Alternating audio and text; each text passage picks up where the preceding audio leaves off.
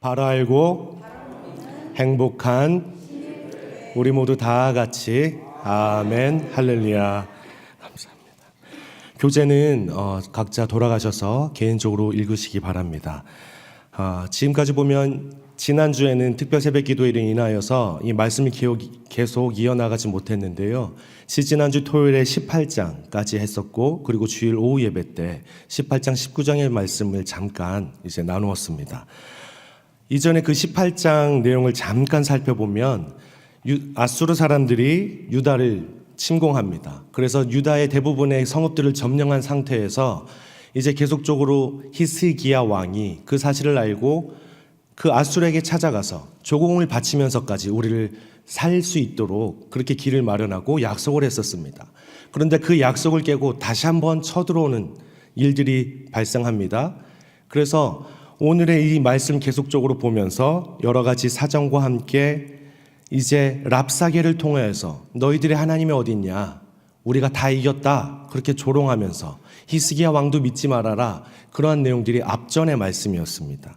오늘은 다시 한번 그 사자를 통해서 편지를 서신들이 이 히스기야 왕에게 전달됩니다. 그래서 이 편지를 가지고 하나님께 나아가서 다시 한번 하나님께 간구하고 하나님께 어떻게 이 일들을 해결하시는지에 대한 장면이 오늘 본문의 말씀입니다. 그리고 계속적으로 우리가 이 말씀을 보면서 우리가 먼저 기도할 것들이 있다면 범사의 하나님께 무릎 꿇게 하옵소서 하는 기도의 제목입니다. 19장 1절의 말씀을 우리 다 같이 읽어보겠습니다. 히스기야 왕이 듣고 그 옷을 찢고 굵은 배를 두르고 여호와의 전에 들어가서 아멘. 아수르의 침공 소식을 들은 히스기야의 반응이 무엇이라고 지금 기록되어 있습니까? 1절 말씀 읽었던 것처럼 굵은 배를 두르고 여호와의 전에 들어갔다 하고 말씀하고 있습니다. 이게 무엇입니까? 기도하러 들어갔다 이 말씀입니다. 이에 앞서 히스기야가 아수르에게 조공을 바치면서 인간적인 방법으로 위기를 모면하려고 했었다면 이 여호와의 전에 들어갔다 앞서서 나왔던 말씀, 그 히스기야 왕이 듣고 옷을 찢고 굵은 배를 입었다. 그 장면은 회개하는 장면이라고 볼 수 있습니다. 왜냐하면 앞에서는 하나님께 간구하지 않고 내 방법으로, 자신의 방법으로 조공을 바쳤고 인간적인 방법으로 해결했기 때문에 그렇습니다. 그래서 이러한 사실들을 어려움들이 다시 왔을 때에 내가 이렇게 하면 안 되겠구나 깨닫고 회개의 모습으로 나아갔다라는 거죠. 돌이키는 모습으로 나아갔다는 거죠. 그리고 여호와의 전으로 들어갑니다. 우리의 삶도 마치 이런 히스기야의 삶과 같지 않습니까? 사람들은 누구나 어려움에 봉착했을 때에 대부분 인간적인 방법으로 해결하려고 애를 씁니다. 이것도 해보고 저것도 해보고 다른 사람들 통해서 부탁해보기도 하고 같은 방법들을 다 써봅니다. 생각해보면 하나님을 먼저 찾지 않습니다. 뭔가 일을 하면서 주님 어떻게 하죠? 이렇게 말은 하지만 하나님께 나아간 그러한 일들은 그리 많지 않다라는 것입니다. 예전에 저희 목사님들 중에 한 분이 이러한 예화를 들려주신 적이 있습니다. 하나님은 3등입니다 하는 내용인데 그 일부를 잠깐 은혜가 돼서 다시 한번 나누고자 합니다. 1등은 하고 싶은 일, 2등은 해야 하는 일, 3등은 하나님 만나는 일. 하고 싶은 일 다 하고 해야 하는 일도 다 마치고 그 후에 여유가 있으면 하나님을 만나 줍니다. 하나님은 3등입니다. 어려운 일이 생길 때도 하나님은 3등입니다. 내 힘으로 한번 해보고 그래도 안 되면 가까이에 있는 사람에게 도와달라고 하고 그나마도 안 되면 하나님을 부릅니다. 하나님은 3등입니다. 거리에도 3등입니다.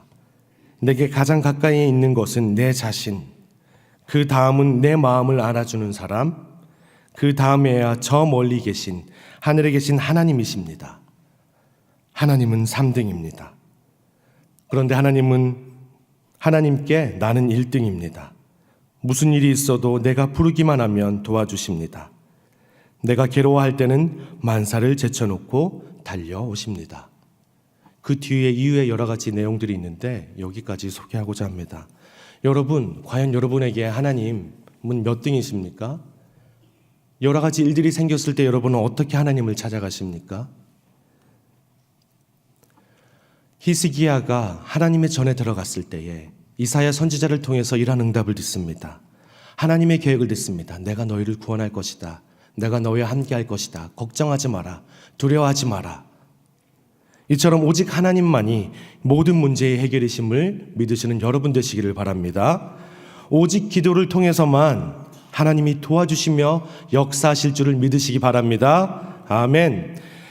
그런데 8절의 말씀에 보면 아수르가 가져온 사자를 통해서 가져온 편지, 그것들을 통해서 유다가 가진 협박과 위협을 가합니다. 너희가 믿는 하나님이 너희에게 무엇을 해줄 수 있느냐? 아수르 왕에게 넘어지지 않은 것들이 어디 있느냐? 그들의 신들로 다 아수르 왕에게 멸망당했다.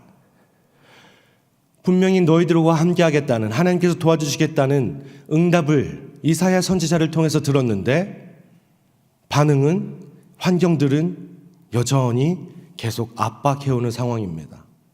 아니, 하나님께서 응답해 주셨는데 왜 이래? 여러분, 우리의 삶이 그렇지 않습니까?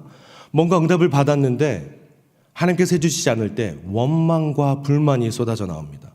아니, 하나님 이렇게 해주시기로 했는데 왜 이러십니까? 나에게 왜 이러시는 겁니까? 근데 히스기야의 반응은 어떠했을까요? 어떻게 하나님께 나아갔을까요? 14절 말씀과 15절 초반의 말씀을 다 같이 읽어보겠습니다. 14절 말씀, 15절 초반의 말씀입니다. 시작.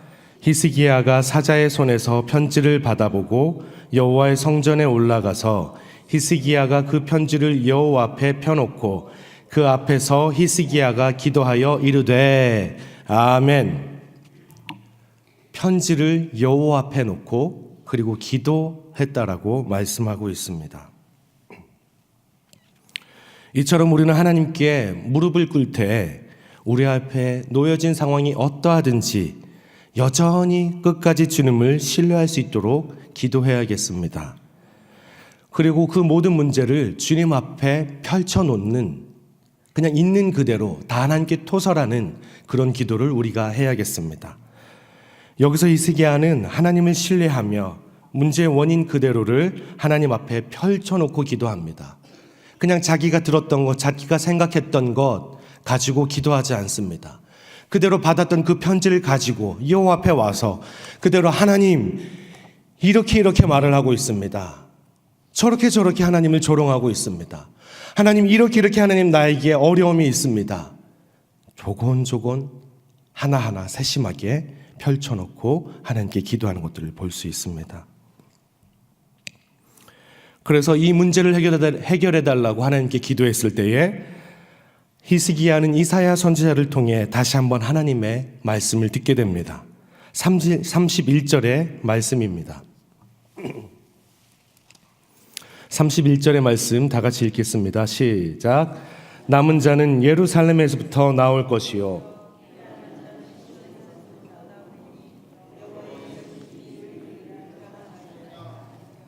아멘. 이 일을 이루시는 분이 누구시라고요? 누구의 열심이 일을 이루신다고요? 사람의 열심입니까? 아니죠. 여호와의 열심이 이 일을 이루신다라고 말씀하고 계십니다. 뜻하지 않은 사람들을 준비시켜서 보낼 것이고 전혀 뜻하지 않은 음식들을 너희가 먹을 것이고 그 가운데 소망을 가질 수 있도록 하나님께서 힘주십니다. 곧 너희들은 안전할 것이다. 너희들을 구원할 것이다. 라고 말씀하고 계십니다. 그러면서 나의 열심이, 여호와의 열심이 이 모든 것들을 이루실 것이다. 라고 말씀하고 계십니다. 그 결과는 어떻게 되냐면 35절의 말씀에 이렇게 말씀합니다. 이 밤에 여호와의 사자가 나와서 아수르 진영에서 군사 18만 5천 명을 친지라. 아침에 일찍이 일어나 보니 다 송장이 되었더라. 하나님의 말씀을 들었습니다. 그리고 그 밤에 여호와의 사자가 아수르 진영에 가서 그 모든 사람들을 다 쳤다라고 말하고 있습니다. 아침에 일어나서 그 결과를 보니까 다 송장이 되었대요. 여러분, 이게 가능합니까? 지금은 꼼짝없이 갇혀서 죽을 수밖에 없는 상황에서 사람들이 느닷없이 다 죽어 없어져요.